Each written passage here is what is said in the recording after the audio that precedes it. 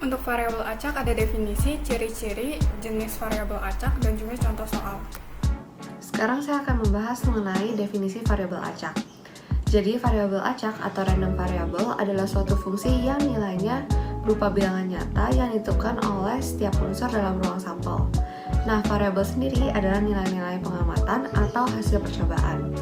Suatu variabel disebut acak jika nilai-nilai yang dimiliki merupakan kemungkinan atau kejadian acak. Nah, variabel acak sendiri itu dibagi menjadi dua jenis. Yang pertama, variabel acak diskrit.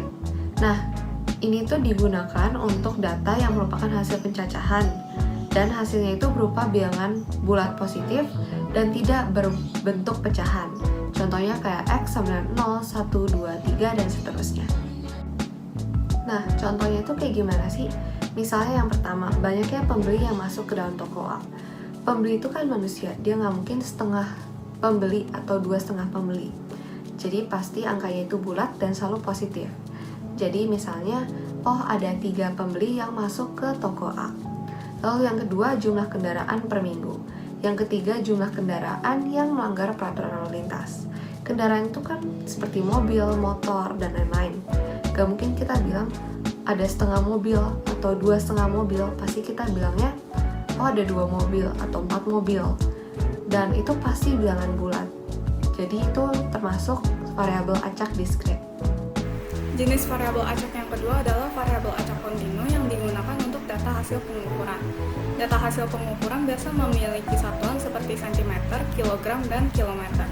Lalu hasil dari variabel acak kontinu ini bisa pecahan maupun bilangan bulat. Contohnya yang pertama, pengukuran berat badan dalam suatu keluarga bisa 45 kg, bisa 50,5 kg. Yang kedua, jarak yang ditempuh siswa kelas 12 dalam sebuah maraton bisa 18 km, bisa 15,5 km, bisa 16,8 km. Yang ketiga, waktu yang dibutuhkan untuk suatu mobil pergi dari Jakarta ke Bandung bisa 3 jam, bisa 3 jam 15 menit.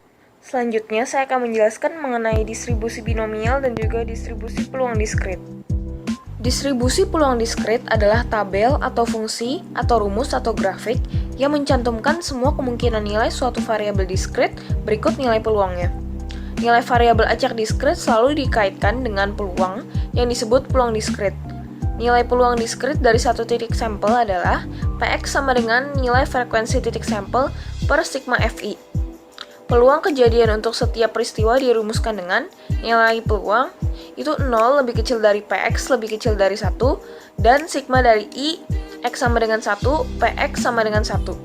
Distribusi probabilitas diskrit diklasifikasikan menjadi distribusi binomial dan juga Poisson. Distribusi binomial adalah suatu percobaan yang dilakukan secara berulang kali. Tiap-tiap ulangan dalam percobaan dilakukan secara terpisah, yakni peristiwa dalam suatu percobaan tidak akan mempengaruhi hasil percobaan yang berikutnya. Apabila masing-masing percobaan hanya mempunyai 2 kemungkinan peristiwa, yaitu sukses atau gagal, ya atau tidak, diterima atau ditolak, dan probabilitas peristiwa tetap sama dalam percobaan. Karena hanya ada 2 kejadian, maka dikenal dengan nama binomial. Untuk ciri-cirinya, yang pertama, setiap percobaan atau kegiatan hanya menghasilkan 2 kejadian. Contohnya ketika melempar uang ke udara, kejadian yang muncul hanyalah muncul gambar dan muncul angka. Ketika transaksi di bursa yang muncul adalah beli saham dan juga jual saham. Ketika ada perubahan harga-harga yang muncul adalah inflasi dan deflasi. Dan ketika ada kelahiran anak, yang kejadian yang muncul adalah lahir laki-laki ataupun perempuan. Ciri-ciri yang kedua, probabilitas sebuah kejadian baik sukses atau gagal tetap bernilai sama yaitu 1. Contohnya ketika probabilitas jual saham sebanyak 0,8, maka probabilitas beli sahamnya adalah 0,2. Ketika probabilitas lahir anak laki-laki 0,6, maka probabilitas lahir perempuannya adalah 0,4. Yang ketiga, percobaan bersifat independen, di mana hasil suatu percobaan tidak mempengaruhi hasil percobaan lainnya. Bila seorang ibu melahirkan bayi perempuan, maka tidak akan mempengaruhi kelahiran bayi bagi ibu yang lainnya. Yang keempat, data yang dikumpulkan merupakan hasil pencacahan, di mana tidak akan ada satuan. Lalu, percobaan binomial merupakan variabel acak diskrit. Jadi, contoh soal yang pertama, a box contains 9 blue and 5 red marbles. I draw out 7 marbles, replacing the marble each time. The variable is the number of red marbles drawn. Untuk jawabannya, dia ini adalah distribusi binomial, karena hanya memiliki dua kejadian yaitu merah dan biru. Selain itu, probabilitas sukses atau gagalnya bernilai sama. Dia juga bersifat independen karena probabilitas yang warna merah tidak akan dipengaruhi yang warna biru. Selain itu juga, hasil percobaannya itu hasil pencacahan yang tidak ada satuan apapun atau disebut diskrit. Untuk contoh soal yang kedua, a box contains 9 blue and 5 red marbles. I draw out 7 marbles. I do not replace the marbles that are drawn. The variable is the number of red marbles drawn. Jadi jawabannya, dia ini bukan distribusi binomial, karena ada dua kejadian, di mana percobaannya bersifatnya tidak independen, karena dia udah dikasih tahu yang biru 9, yang merah ada 5. Kalau yang warna merah udah keluar semua, berarti sudah ketahuan sisanya, maka dia tidak bersifat independen. Selain itu, probabilitas setiap variabel menjadi tidak sama dan dia juga merupakan peluang diskrit. Selanjutnya, saya akan menjelaskan mengenai rumus-rumus yang akan digunakan. Yang pertama ada rumus distribusi binomial, di mana B kurung X, N, P sama dengan N kombinasi dari X dikali P pangkat X dikali Q pangkat N min X. Selain itu juga Q itu sama dengan 1 min P. Selain itu akan digunakan juga rumus kombinasi di mana N kombinasi dari X itu sama dengan faktorial dari N per faktorial dari X dikali kurung N min X faktorial. Selain itu akan digunakan juga rumus min, di mana mu sama dengan N dikali P. Selain itu akan digunakan juga rumus varian, di mana stres sama dengan N dikali P dikali Q. Selain itu akan digunakan juga rumus simpangan baku, di mana stres sama dengan akar dikali N kali P dan kali Q.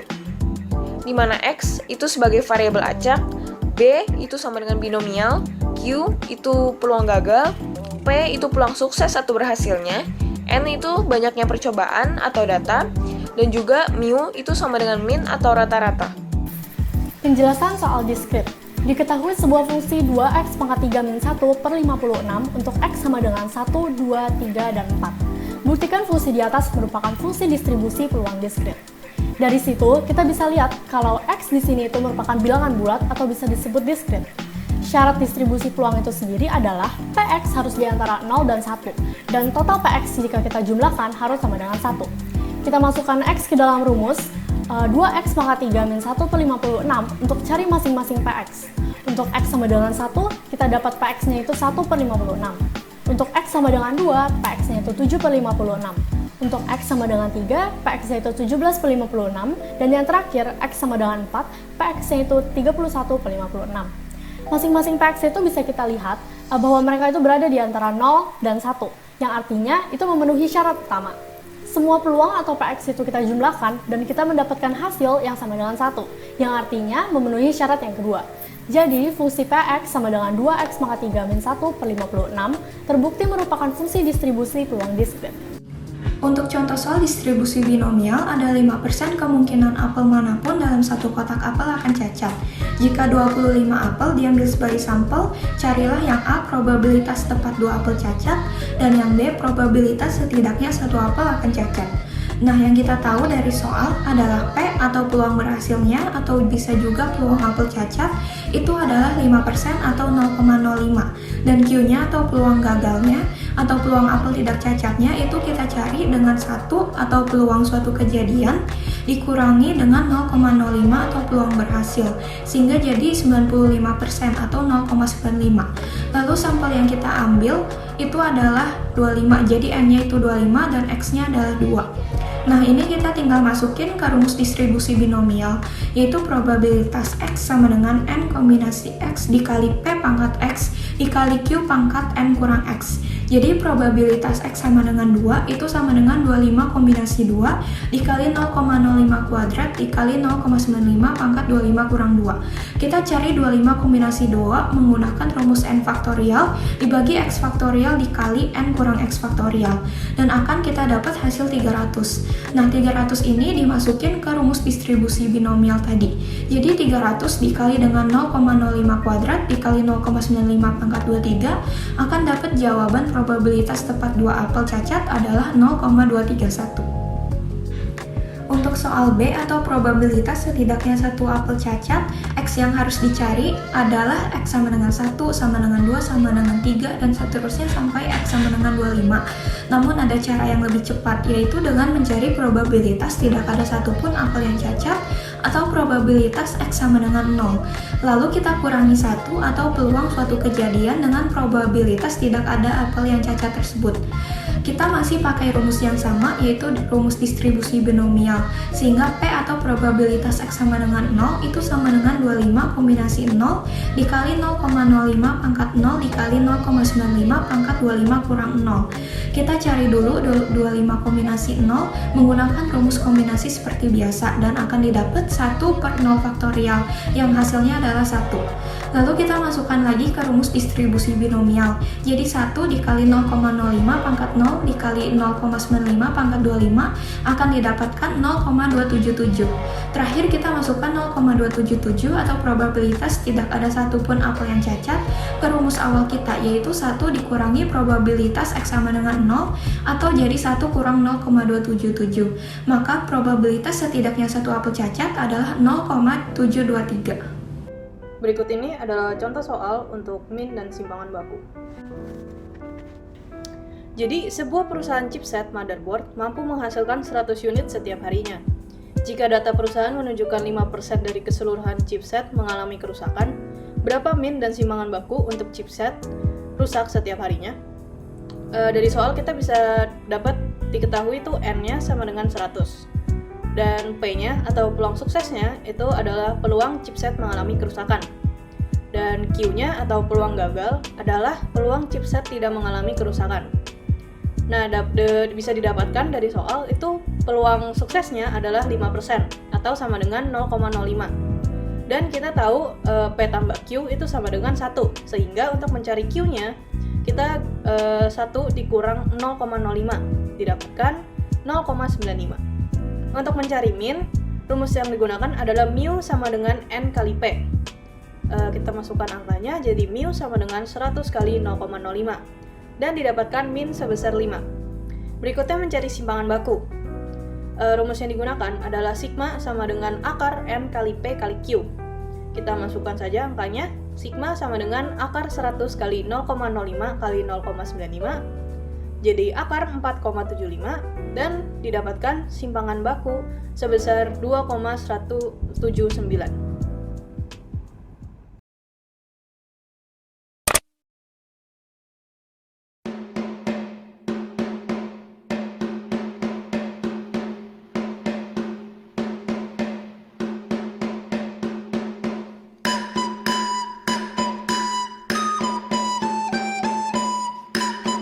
Permainan akan segera dimulai. Sebelum memulai permainan ini, saya akan membacakan peraturan-peraturan yang berlaku. Yang pertama, yang mengajukan diri terlebih dahululah yang dipersilakan untuk menjawab duluan. Kedua, pemain tidak boleh keluar dari permainan sebelum permainan usai. Ketiga, pemenang akan mendapatkan hadiah uang sebesar 1 triliun rupiah. Semua pemain harap bersiap. Soal pertama, tentukan apakah jumlah planet di sekitar matahari merupakan distribusi diskrit atau kontinu. Saya. Baik, pemain nomor 218 silakan menjawab. Jawabannya diskret karena planet itu nggak mungkin setengah atau 2,5 atau seterusnya. Dia juga nggak punya satuan, jadi pasti angkanya itu bulat. Misal kayak ada 8 planet di sekitar matahari. Jawaban Anda benar. Soal kedua, sepasang mata dadu setimbang dilempar secara bersamaan sebanyak 3 kali. Berapa peluang muncul 2 kali jumlah mata dadu sama dengan 5? Saya. Baik, pemain nomor 067 silakan menjawab.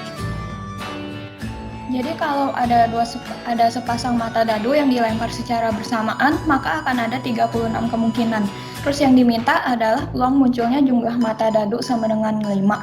Terus ini diminta buat muncul 2 kali. Jadi kalau kita cari itu akan ada 4 kemungkinan munculnya jumlah mata dadu sama dengan 5 saat 2 dadu dilempar bersamaan. Sehingga P-nya atau peluang berhasilnya adalah 4/36 dan Q-nya atau peluang gagalnya adalah 1 dikurangi 4/36 atau jadinya 32/36. N-nya itu 3 kali pelemparan dan X-nya itu adalah 2. Jadi N, X, P-nya dan Q-nya itu kita masukin ke rumus distribusi binomial dan akan didapat peluang munculnya 2 kali jumlah mata dadu sama dengan 5 adalah 8/243. Jawaban Anda benar.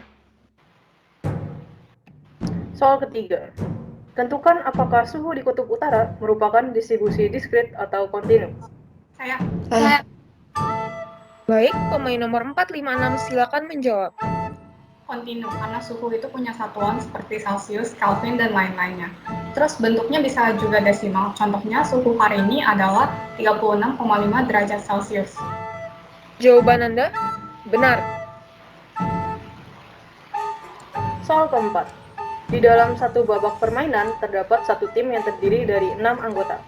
Keenam anggota itu melempar 6 mata uang setimbang sekaligus, di mana X adalah variabel yang menyatakan sisi gambar yang muncul. Agar tim itu bisa memenangkan babak tersebut, mereka harus bisa mendapatkan sisi gambar pada semua mata uang yang dilempar. A. Sebutkan rumus distribusi peluang X. Dan B. Tentukan peluang tim untuk memenangkan babak permainan tersebut. Saya. Baik, pemain nomor 067 silakan menjawab. Jadi rumus peluang itu Px sama dengan Na per Ns. Ns-nya itu 64 yang didapat dari 2 pangkat 6. Terus Na-nya itu langsung kita masukin nilai X yang dicari. Jadi kalau misal X-nya sama dengan 6, ya jadinya Na itu 6. Terus rumus distribusi peluangnya itu adalah Px sama dengan X per 64. Jawaban Anda salah.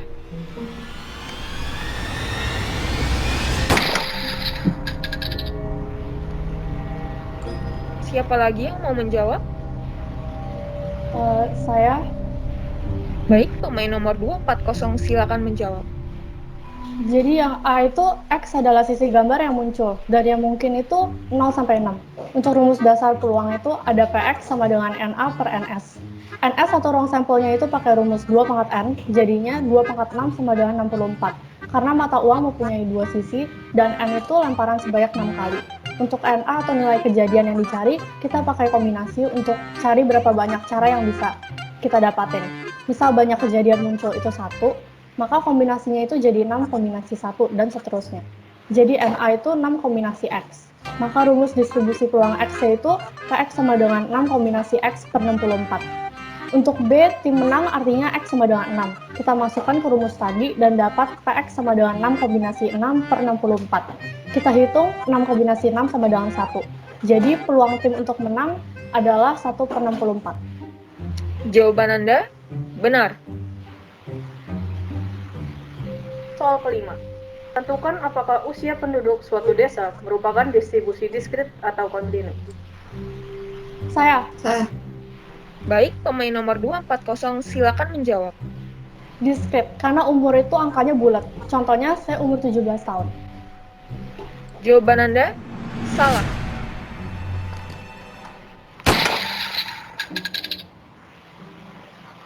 Baik, siapa lagi yang mau menjawab? Saya.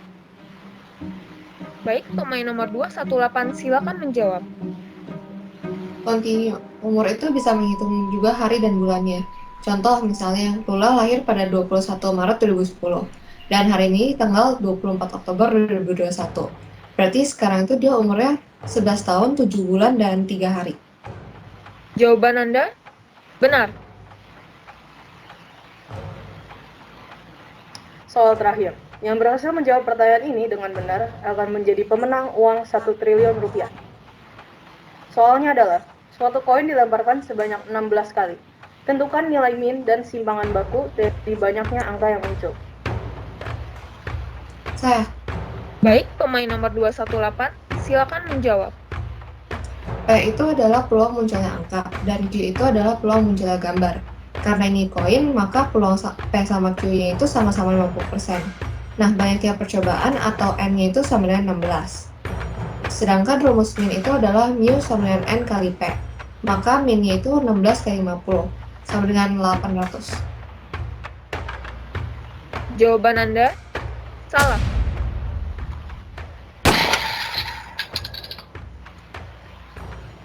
Baik, pemain nomor 456, sisa Anda seorang diri. Ya, Silakan pemain nomor 456 untuk menjawab. peluang P dan Q memang sama-sama 50%, tapi harus diubah lagi jadi 0,5. Sehingga min-nya adalah 16 kali 0,5 yaitu 8. Dan rumus simpangan baku adalah sigma sama dengan akar N kali P kali Q. Jika dimasukkan angka-angkanya, maka mendapat simpangan baku sebesar 2. Jawaban Anda benar. Selamat, Anda berhasil memenangkan uang sebesar 1 triliun rupiah.